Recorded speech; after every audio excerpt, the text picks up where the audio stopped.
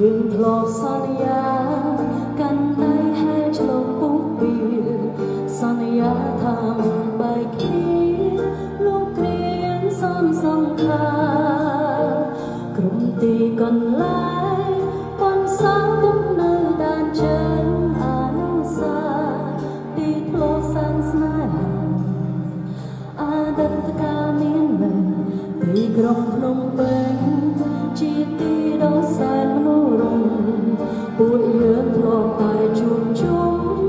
រីករាយរំភើបរាល់ថ្ងៃឥឡូវគ្មានបងសាងមកលើឃើញតែស្រងមកចរណៃបិទភ្នែកក៏ឃើញហើយនៅគ្រប់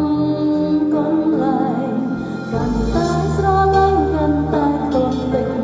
ចង់បងខ្លាចរឹងគ្មានវិធីណាអាចកាន់ចិត្តមនុស្សធ្លាប់ស្និទ្ធប្រឡាយខ្ញុំចង់ដើរចេញឆ្ងាយពីទីក្រុងដ៏សែនចំបាញ់ឈឺស្ទើរស្ដាប់ម្នាក់ឯងព្រោះតែមិនអាចភ្លេចបងអូន